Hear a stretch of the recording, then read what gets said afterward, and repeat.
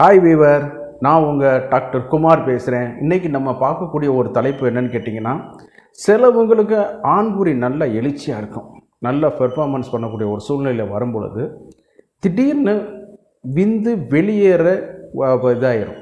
அதனால என்னன்னு கேட்டிங்கன்னா, ஷார்ட் டைமாக அந்த வெளியேறதுனால என்னன்னு கேட்டிங்கன்னா, அவங்களுக்கு இந்த உடல் உறவில் ஒரு முழு திருப்தி கிடைக்காது. அவங்களுக்கான ஒரு தலைப்பு தான் இன்றைக்கி நம்ம பார்க்க போகிறோம். அதாவது இது சுத்தமாக பீஸ் போனவங்களுக்கு அப்படி கிடையாது, சரிங்களா? எனக்கு எழுச்சியே இல்லைன்னா அதுக்கு முந்தின வீடியோக்களில் போடக்கூடிய மசாஜ் இந்த மாதிரியான வீடியோக்களை நீங்கள் ரெஃபரன்ஸ் பாருங்கள். இது என்னென்னு கேட்டிங்கன்னா, ப்ரீமெச்சூர் எஜாக்குலேஷனுக்கு கூட அது சொல்ல முடியாது. அதாவது ஏற்கனவே ஒரு 3 நிமிஷம் அந்த மாதிரி பண்ணிகிட்ருப்பாங்க, அல்லது 2 நிமிஷம் பண்ணிகிட்ருப்பாங்க. இப்போ என்னென்னு பார்த்தீங்கன்னு கேட்டிங்கன்னா, 30 செகண்ட் அல்லது 45 செகண்டுக்குள்ளேயே விந்து வெளியேறி அவங்களுக்கு இதாகிடும். அப்புறம் திருப்பி ஒரு 20-25 நிமிஷம் கழித்து திருப்பி மறுபடிக்கும் அவங்களுக்கு பெர்ஃபார்மன்ஸ் பண்ணுறதுக்கான ஒரு டைம் கிடைச்சாலும் அதில் கொஞ்சம் டைம் டிலேஸ் கிடைக்கும். ஆனால் சிலவங்க நினச்சிட்ருப்பாங்க, இதில் பார்க்கும் பொழுது ஃபஸ்ட்டு செமன் குவான்டிட்டி நம்ம இதில் ரொம்ப அதிகமாக இருக்கிறனால தான் வச்ச உடனே வருது அப்படிங்கிற மாதிரி நினச்சிட்ருப்பாங்க. ஆனால் இளமையான காலகட்டத்திலையோ அல்லது முதல் தடவை பண்ணும் பொழுதோ இந்த மாதிரியான பிரச்சனைகள் வராது. கவனித்து பார்த்தீங்கன்னா, சிலவங்க சின்ன வயதில் சுய இன்பம் பண்ணுவாங்க. அப்போ பார்த்தீங்கன்னா இந்த இதெல்லாம் பார்த்திங்கன்னா 3 நிமிஷத்துக்கு மேலேயே இருக்கும். அப்போ என்னன்னு கேட்டிங்கன்னா, இந்த திருமணம் முடிஞ்சு அல்லது இந்த மாதிரி நாட்பட்ட உடல் உறவில் இருக்கும் பொழுது இந்த ஷார்ட் டூரேஷன், நான் சொல்கிறது ப்ரீமெச்சூர் எஜாக்குலேஷன் கிடையாதுங்க, ஒரு ஷார்ட் டூரேஷன் இதில் அந்த விந்து வெளியில் வந்துடும். இதுக்கு என்ன ரெமெடி நம்ம இதில் அப்படின்னு சொல்லி நம்ம தேடி பார்க்கும் பொழுது அதில் சில ஒரு மருத்துவ குறிப்புகள் நம்ம இங்கே முன்னெடுத்து உங்கள்கிட்ட சொல்கிறோம். இதில் பார்க்குறதுக்கு முன்னாடி உங்கள்கிட்ட வழக்கம் போல் ஒரு சின்ன வேண்டுகோள். இந்த நிகழ்ச்சி உங்களுக்கு பிடிச்சிருந்துச்சுன்னா தயவுசெய்து லைக் பண்ணுங்கள். நீங்கள் கொடுக்கக்கூடிய லைக் பட்டன் தான் நம்ம நிகழ்ச்சியை எத்தனை பேர் பிடிச்சிருக்குங்கிறது தெரியும். அதே நேரம் இது மற்றவர்களுக்கும் உதவியாக இருக்குன்னு கேட்டிங்கன்னா நம்ம இதை ஷேர் பண்ணி ஹெல்ப் பண்ணுமாறு பணிவோடு கேட்டுக்கொள்கிறேன். மறந்துடாமல் சப்ஸ்கிரைப் பண்ணி எனக்கு நம்ம நிகழ்ச்சியை தொடர்ந்து வளருவதற்கு ஆதரவு அளிக்குமாறு மிக பணிவோடு கேட்டுக்கொள்கிறேன். நான் உங்கள் டாக்டர் குமார். வாங்க நம்ம நிகழ்ச்சிக்குள்ளே போகலாம். பொதுவாக பார்த்தேன்னு கேட்டிங்கன்னா, பெண் குறிக்கு உள்ள வெஜைனாவில் இருக்கக்கூடிய பிஹெச் லெவல் அதிகமான லெவல், மைனஸில், அதாவது அசிட்டிக் நேச்சர். இதனால தான் என்ன பண்ணுறாங்கன்னு கேட்டிங்கன்னா, பெண் உறுப்பில் காஸ்டிக் தன்மை உள்ள சோப்புகளோ டிடர்ஜென்ட்டுகளோ வாஷபிள் லிக்விடோ போடக்கூடாது அப்படிங்கிறது மாதிரி சொல்கிறாங்க. இப்போ எதுக்கு சார் இந்த டாப்பிக்கை நீங்கள் பேசுகிறீங்க அப்படின்னு சொல்லும் பொழுது, ஒரு ஆண் குறி ரெகுலராக அந்த மாதிரி பேசேஜில் போய் கொண்டு வரும் பொழுது இந்த அமிலத்தன்மையினால் பாதிக்கப்படும்.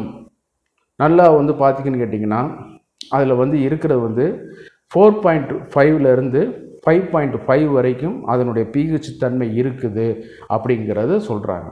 இந்த அமிலத்தன்மையான ஆற்றல் தான் நம்ம இதிலிருந்து போகக்கூடிய செமனுடைய மியூக்கஸ் மெம்பரினை கரைப்பதற்கும் எக்ஸசிவாக உள்ள குவான்டிட்டியில் உள்ள இதுகளை அதை மடிக்க செய்வதற்கு இது ரொம்ப யூஸ்ஃபுல்லாக இருக்குது.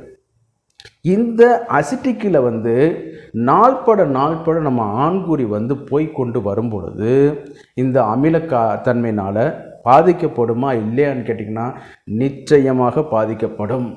இதில் என்னென்னு கேட்டிங்கன்னா, அன்றைக்கி அறிவியல் பூர்வமாக கேட்டோம்னா அது இல்லைன்னு சொல்லுவாங்க. இதுக்கு தான் நம்ம சித்தர்கள் என்ன சொல்லியிருக்காங்கன்னு கேட்டிங்கன்னா, வாரம் 2 முறை பண்ணுங்க அப்படிங்கிற மாதிரி சொல்கிறாங்க. இன்றைக்கி அதை விட்டால் முடியுமா? யாராலே அது பாசிபிளே கிடையாது, சரிங்களா? டெய்லி பண்ணணும். இளமையில் உள்ள அது நம்ம ஒவ்வொரு மனிதனுடைய விருப்பம், அது நம்ம தலையிடக்கூடாது. ஆனால் அவர்கள் சொன்னது வாரம் 2 முறை பண்ணணுங்கிற ஒரு நேச்சர் என்னன்னு கேட்டிங்கன்னா, இந்த அசிட்டிக் நேச்சர்னால் பெனிஸில் உள்ள அந்த திசு இருக்குது பார்த்திங்களா, அது ஒரு வகையான நம்மளுடைய நாக்கு, உள்நாக்கு, உதடு போன்ற ஒரு அமைப்பு உள்ள மென்மையான ஸ்பாஞ்சி டிஷ்யூஸ், சரிங்களா? அதில் இது படும் பொழுது என்னான்னு கேட்டிங்கன்னா, அந்த நரம்புகள் நாளாக அந்த இரிட்டேஷனில் பாதிக்கப்பட்டு இந்த இதை சீக்கிரமாக பெண்குறி உள்ளே இது பண்ணும் பொழுது அது வலுவிழக்கப்பட்டு அது விந்தை வெளியிலே தள்ளும். இப்போ நான் சொல்கிற மெக்கானிசம் ஓரளவு உங்களுக்கு புரிஞ்சிருக்கும். சிம்பிளாக நான் சொல்கிறேன். நீங்கள் வந்து நம்ம விரல்களுக்கு வந்து நாணயங்களை வந்து ஐடென்டிஃபிகேஷன் பண்ணக்கூடிய ஆற்றல் வந்து இருக்குது. வச்சுட்டு நீங்கள் கண்ணை மூடிட்டு தொட்டிங்கன்னா அதே இது வந்து நல்லா வந்து விரலை வந்து ஒரு நல்ல ஒரு 20-30 தடவை இது பண்ணிவிட்டு அந்த இதில் தொட்டு பாருங்கள், மரமரப்பு தன்மை தான். அதே மாதிரி தான் ஆண்குறி வந்து உள்ளேக்கு போயிட்டு பல முறை ரப் பண்ணி வரும்பொழுது இந்த அமிலத்தன்மையினால் பட்டப்பட்டு என்னாகுன்னு கேட்டிங்கன்னா அது வந்து இந்த மேலே உள்ள நார்மல் ஸ்பாஞ்சு இதெல்லாம் இதாகிட்டு அந்த ஆண்குறி இது வந்து என்னான்னு கேட்டிங்கன்னா கருப்பாக மாற ஆரம்பிச்சிடும்.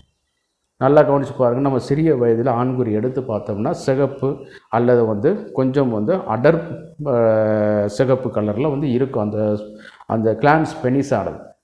ஆனால் நாளாக என்னான்னு கேட்டிங்கன்னா இந்த சுய இன்பம் பண்ணுறவங்களுக்கு கூட அந்த கருப்பு கலர் வந்து வராது. ஃப்ரீக்குவெண்ட்டாக இந்த மாதிரி உடல் உறவில் இது பண்ணக்கூடியவங்களை பார்த்திங்கன்னா அது வந்து கருப்பு கலரில் மாறி ஆரம்பிச்சிடும். காரணம் வந்து அது மேலே உள்ள டிஷ்யூஸ் வந்து பாதிக்கப்படுவது தான் காரணம். அதனால் என்னன்னு கேட்டிங்கன்னா இந்த நரம்புகள் வந்து கண்டக்டிவிட்டியில் தான் இது வரும் பொழுது ஈஸியாக வந்து பிரெயினுக்கு வந்து சிக்னலை கொடுக்கப்பட்டு விந்தை வந்து வெளியில் தள்ளி கொடுக்குது. ஆனால் அவங்களுக்கு வந்து ஆற்றல் வந்து அதிகமாக இருக்கும். அதனால் என்னன்னு கேட்டிங்கன்னா அது வந்து அவங்களுக்கு தெரியாது. இது வந்து நாள்பட அவங்களுக்கு வந்து எழுச்சியிலையும் சரி ப்ரீமெச்சூர் எஜாக்குலேஷனும் சரி கொண்டு போய் விடுவதற்கு வாய்ப்புகள் வந்து அதிகம். சரி சார், இதுக்கு என்ன சார் ரெமெடி அப்படின்னு சொல்லி வரும்பொழுது பார்த்திங்கன்னா நல்ல கிராமப்புறங்களில் கிடைக்கக்கூடிய தூய பசு நெய் எடுத்துக்கிறங்க. பசு மாட்டோட நெய். ஏன்னு கேட்டிங்கன்னா இதனுடைய புரத கட்டுமானமும் அமினோ ஆசிட்டும் ஏறத்தாழ நம்மளுடைய இதுக்கும் ஒத்து போகிற அளவுக்கு இருக்குது. அதனால தான் பசு நெய்யை வந்து உணவில் சேர்த்துக்கொள்ளப்பட்டது. இதற்கான நிறைய காரண காரியங்கள் இருக்குது. ஹோமத்தில் வந்து அது போடும்பொழுது அது வந்து அந்த ஸ்மெல்லாகவும் உள்ளே நம்ம இது பண்ணும் பொழுது நம்ம உடம்புல உள்ள சில செல்கள் ரெப்பேரை வந்து மெயின்டைன் பண்ணுவதில் அது வந்து நல்ல ஒரு இது வந்து வைக்குது. அதுலேயும் வந்து பார்க்கும்போது ஏன் பிராண்டட் நான் வாங்க சொல்கிறது இல்லைன்னு கேட்டிங்கன்னா நிறைய அடல்ட்ரன்ஸ் வருது. நான் வந்து ஒரு ஆசிட்டில் இருந்து பாதிக்கப்பட்டு இந்த மாதிரியான இதுகளை எப்படி தற்காத்துக்கிறதுக்காக சொல்லும் பொழுது இன்னொரு ப்ரிசர்வேட்டிவ் அதுவும் வந்து பார்மால்டிஹைட் பார்மலின் ஆசிட்டு தான் அது வேறு ஒன்றும் கிடையாது. அதை மறுபடியும் நீங்கள் அப்ளை பண்ணுவதற்கு அது வந்து நம்ம சஜஷன் பண்ணக்கூடாது. அதனால தான் என்ன சொல்கிறேன்னு கேட்டிங்கன்னா இந்த தூய பசு நெய் வாங்கி உருக்கி அதை வந்து ஆண்குறியில் வந்து கொஞ்சம் மசாஜ் பண்ணிக்கிட்டே இருக்கும் பொழுது உங்களுக்கு வந்து இந்த பிரச்சனைகள் வந்து வர ஆரம்பிக்கும். பிரச்சனைகள் வந்து தீர ஆரம்பிக்கும். இந்த இதில் வந்து அந்த செல்களுடைய கட்டுமானத்தை வந்து திருப்பி ரீஸ்ட்ரக்சரிங் பண்ணுவதற்கும் அதே நேரத்தில் வந்து இந்த மாதிரியான இதுகளை அமிலத்தன்மையினால் பாதிக்கப்பட்டு இதுகளுக்கு அதாவது வாரம் 2 முறை பண்ணியிருந்தாங்கன்னா அந்த பிரச்சனை இல்லை. ரெகுலராக இது பண்ணுறதுனால நம்ம அது தவறுன்னு சொல்ல முடியாது. அப்போ அந்த மாதிரியான இது பண்ண வரும்போது தக்த விரணம் அப்படின்னு சொல்லக்கூடிய ஒரு இதில் சமஸ்கிருத டேர்மில் சொல்கிறாங்க. அந்த மாதிரியான இதுகளுக்கெல்லாம் இது வந்து ஒரு நல்ல ரெமிடியாக இருக்குது. அதில் ஒரு மாற்று கருத்துங்கிறது கிடையாது. திருப்பி வந்து அவங்களுக்கு வந்து இயற்கையான இது வந்து ஆற்றல் இருக்கிறதுனால திருப்பி ஆண்குறி வந்து பழைய லெவலுக்கு வந்து வர ஆரம்பிச்சிடும். அதுதான் இதனுடைய இது. இது சுத்தமாக பீஸ் போனவங்களுக்கு, எழுச்சியே இல்லாமல் இருக்கிறவங்களுக்கு, ப்ரீமெச்சூர் எஜாக்குலேஷனுக்கு உள்ளவங்களுக்கு தயவுசெய்து இந்த வீடியோ வந்து சூட்டபிள் இல்லை. அவங்க வந்து இதற்கான முந்தைய வீடியோக்களை வந்து பார்த்துட்டு வாங்க. ஏன்னா இதனுடைய மெக்கானிசம் வந்து பெரிய மெக்கானிசம். எப்படி எழுச்சி ஆகுது, எப்படி அந்த நைட்ரிக் ஆக்சைடு லெவல் வந்து நம்ம உடம்புல தூண்டப்படுது, இரத்த ஓட்டத்தை எப்படி அதிகரிக்குது அப்படிங்கிறதுலாம் அதில் வந்து சொல்லிகிட்டே இது பண்ணக்கூடியது. அதனால நீங்கள் வந்து இதை பார்க்க வேணாம், அதை பார்த்துட்டு வாங்க. இதை நான் சொல்கிறது வந்து முந்தைய இதில் சொன்ன மாதிரி நல்லா இருந்துக்கிட்டே இருக்கும். திடீர்னு பார்த்தோம்னா வச்ச உடனே 45 நிமிஷத்தில் வந்து 1 நிமிஷத்துக்குள்ளே வர ஆரம்பிச்சுக்கிறோம். சரியான பெர்ஃபார்மன்ஸ் பண்ண முடியாது. அந்த மாதிரியான இதுகள் மட்டும் இதை வந்து இந்த இதை வந்து ஃபாலோ பண்ணுங்க. சிலவங்க ஸ்கியூசிங் மெத்தட் சொல்லுவாங்க, ஆண்குறியை பிடிச்சி விடுறது, அதெல்லாம் போட்டு கண்டமேத்து பண்ணிகிட்டு இருக்காதீங்க. இதுதான் இது பாருங்கள், நல்லா ஒரு காரண காரியத்தில் பாருங்கள், வேறு ஒன்றுமே கிடையாது. நம்ம இது வந்து அந்த பெண்குறி வெஜினால் வந்து அமிலத்தன்மை வந்து அதிகம். அது வந்து அவங்களுடைய ப்ரொடக்டிவ் நேச்சர். அதில் வந்து நம்ம வாரம் 2 முறை பண்ணி ஒரு கண்ணியமாக இருந்தோம்னா ஒன்றும் இல்லை. நம்ம வந்து மாதம் 2 முறை கூட இருக்காமல் இருக்கிறதில்ல. அப்போ ரெகுலராக பண்ணும் பொழுது அது என்ன ஆகும், இட் இஸ் ஒரு ஸ்பாஞ்சி டிஷ்யூ, நர்வஸான இது, இரத்த தந்துகிகளால் எழுச்சியை வந்து உண்டாக்கப்படக்கூடிய ஒரு திசு. அப்போ வந்து என்னன்னு கேட்டிங்கன்னா நம்ம தான் அது வந்து பாதுகாக்கக்கூடியது. அப்போ இந்த பசு நெய்னால் மசாஜ் பண்ணி பாருங்கள், உங்களுக்கு சிறந்த ஒரு இது கிடைக்கும்.